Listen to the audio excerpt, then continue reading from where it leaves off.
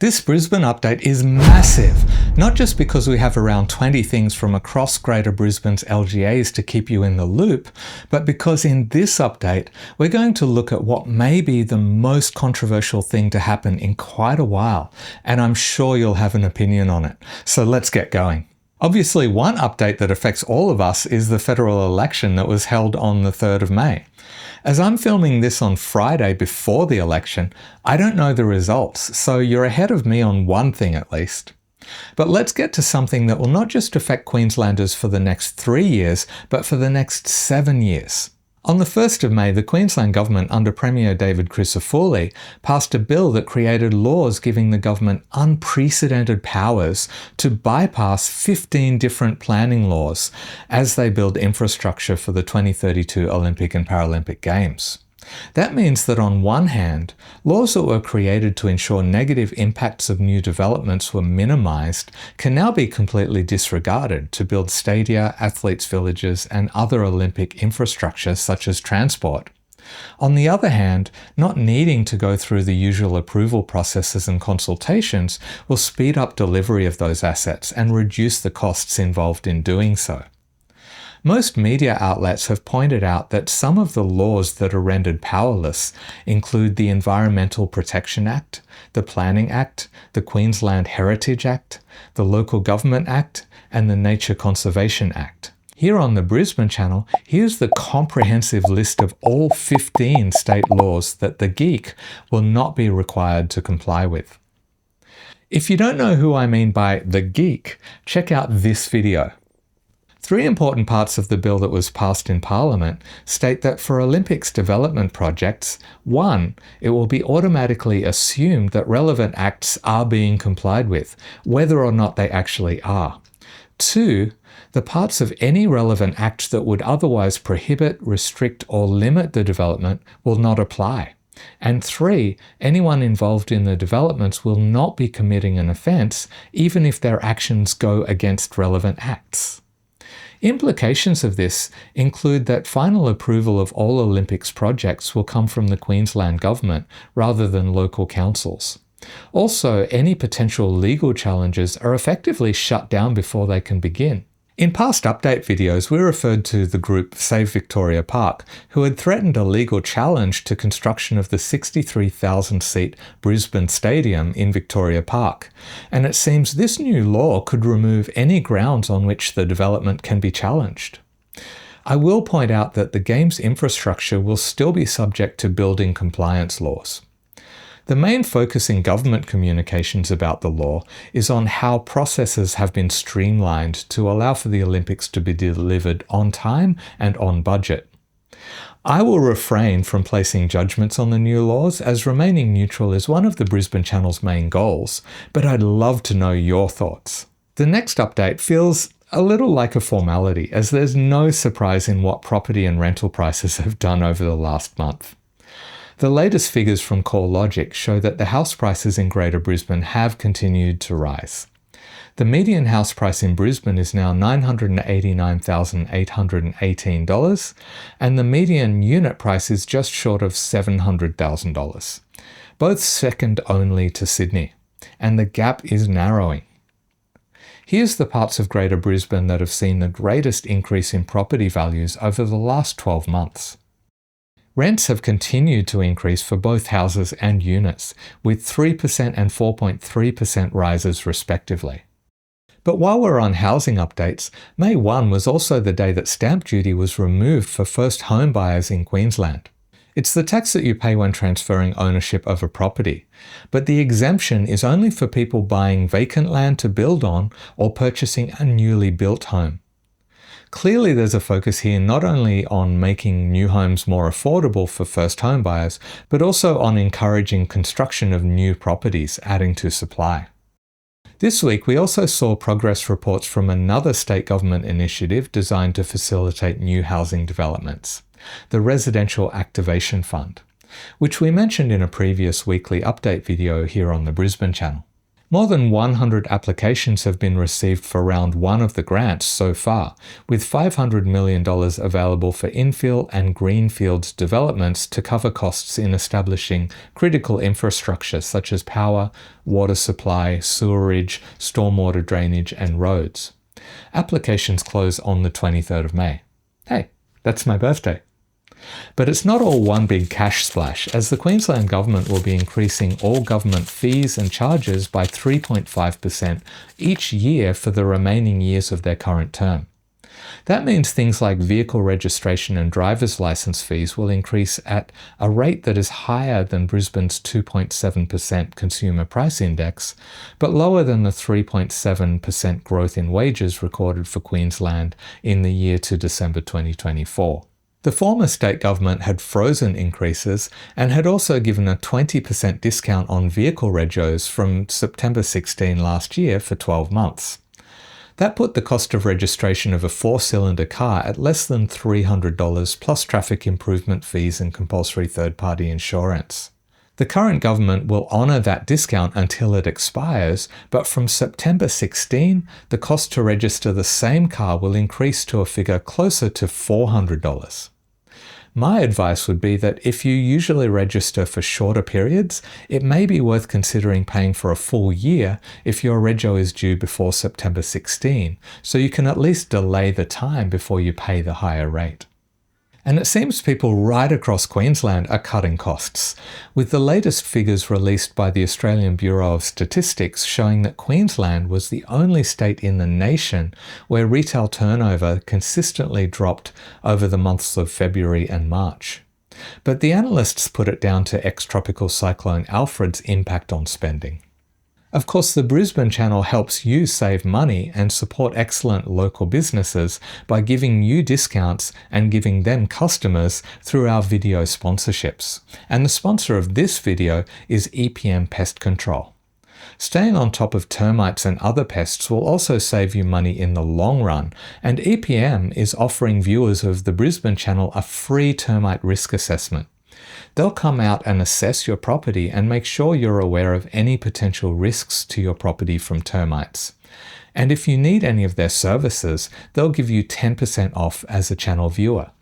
Just click this QR code or the link in the video description to book your free property assessment. Back to the updates, and the state government has announced an inquiry into e-scooter and e-bike safety, following a 112% increase in the number of reported injuries to personal mobility device riders, passengers and pedestrians from 2021 to 2024, with 8 deaths last year. The parliamentary inquiry welcomes input from community members, health and trauma experts, academia, the e-mobility industry, and all levels of government, and will be focusing on these points. The final statewide update before we move on to the LGA-specific updates, and consultation has begun on the new waste plan, less landfill, more recycling. With a name like that, I don't really need to explain it, do I? In Queensland, more than 2 million tonnes of waste was sent to landfill in the last year, and the volume has been increasing each year. The main focus of the program will be to divert more waste from landfill to recycling and green waste processing. The plan includes a $130 million resource recovery boost fund to support councils in developing initiatives and infrastructure to divert more waste from red bins to green and yellow bins. In Redlands, the City Council are on the same page as the state government, having set a target of a 15% reduction in waste sent to landfill by 2030 and urging local residents to consider how they deal with their own waste. The Mayor Joss Mitchell says that the state government's waste disposal levy, which is one of the things they're currently reviewing, is expected to add an extra $8.6 million to the council's annual waste bill by 2031. This levy is a fee paid by council and businesses for waste that is sent to landfill sites. One option being offered for residents in Redlands City Council's jurisdiction is to choose the option of downsizing their red bin from 240 litres to 140 litres and upgrading their recycling bin from 240 to 340 litres, which can lead to them saving on their annual waste and recycling charges, although there is a one-off establishment fee of $30. However, if you upsize your recycling, downsize your general waste, and order a green waste bin all at the same time, you'll pay a no establishment fee.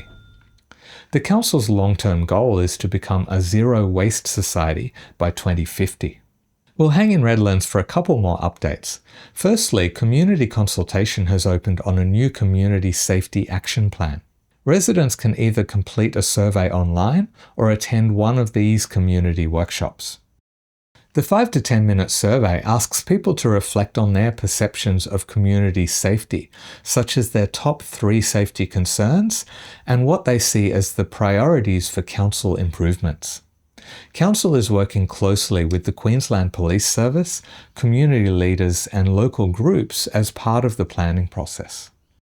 The final update for Redlands is that the Cleveland Lighthouse will be lit up in rainbow colours on the 17th of May as part of the International Day Against Homophobia, Biphobia, Intersexism and Transphobia, or IDAHOBIT.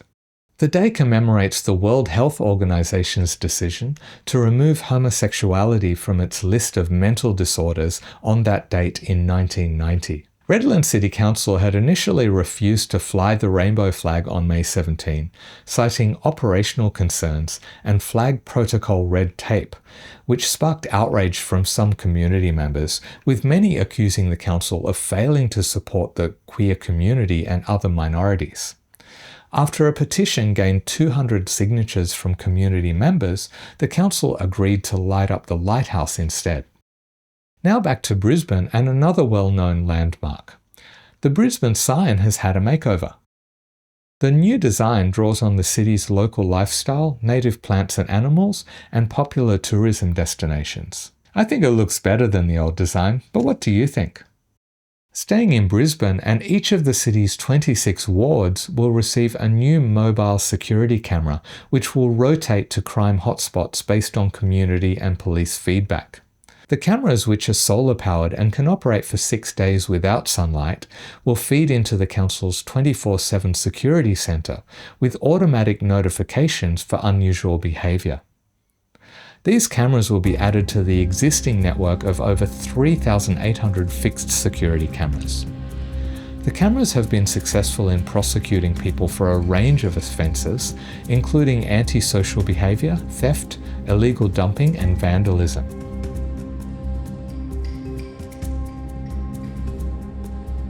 You can help grow the Brisbane Channel by giving this video a thumbs up and sharing it on your socials. You can also say thanks for the work that goes into making these videos by buying me a coffee or by becoming a channel member, which gets you access to extra content, updates and other perks. Each of these things is how you can make sure I'm able to keep doing this work. The final update for Brisbane City is the approval of a suburban renewal project which will transform a former fabrication workshop at Bulimba Barracks into a new lifestyle precinct. The development will include a boutique supermarket, retail and hospitality venues, as well as multi-use spaces. It's part of the 20-hectare Bulimba Barracks master plan, which includes new homes, parks and playgrounds. The fabrication workshops were built in 1943 and used as a defence facility, but have been vacant ever since. It's an interesting looking development, but let's jump up to Moreton Bay now, where plans for another transformation of neglected space has been submitted. Mango Hill Urban Village is proposed for 10.36 hectares of land that used to be Paice Farm, one of Australia's largest egg producers. The development includes 23 medium to high-rise urban towers that will house around 5,000 residents, but will also include retail, commercial and leisure facilities, all 400 metres from Mango Hill train station. Moreton Bay City Council have also announced a $1.9 million investment in 4 new parks in Deception Bay, Griffin and Moray Field, which will be up and running by the end of the year. They also announced this week that the tender for earthworks and remediation works for the Moreton Bay Indoor Sports Centre, which will be an Olympic venue, has been awarded, and work is set to begin, along with work on Stage 2 of the Mill Central precinct. Over to Logan, where the Mayor John Raven has raised the challenges of meeting the demand for housing that results from their rapidly increasing population. With 260,000 new residents projected to be arriving to the city by 2046, they'll need around 98,000 new homes, which is 2,300 dwellings every 6 months. While the council approved over 2,500 new homes in the last 6 months of 2024, only 1,224 homes were actually built in that period. Mayor Raven attributes this to limited workers and building resources. He also points out that while greenfield development is cheaper for developers, it requires expensive infrastructure such as roads, water and sewerage, which will put an extra burden on ratepayers unless other levels of government chip in. Sounds like Logan should be one of the 100 applicants of the Residential Activation Fund we mentioned earlier in this video. Still in Logan, and if you're a fan of David Attenborough's documentaries, you may want to attend LEAF, the Logan Eco Action Festival, the lineup of which was announced on the 1st of May. Brisbane-based wildlife biologist Dr. Chadden Hunter is the filmmaker behind Attenborough's Planet Earth 1 and 2, as well as Frozen Planet, and he'll be one of the guests presenting at the festival, which will be held on the Logan campus of Griffith University on the 1st of June. The family-friendly festival brings together sustainability experts and conservationists for a day of interactive workshops, engaging talks, and hands-on activities designed to inspire and educate. Other guests include Dr. Carl, Ranger Stacey, and Bluey and Bingo. I told you this would be a massive update. Let me know what was most helpful or interesting to you. Make sure you're subscribed with notifications enabled so you don't miss anything from the channel, and I'll see you in the next video. Maybe this one. Okay, coffee time.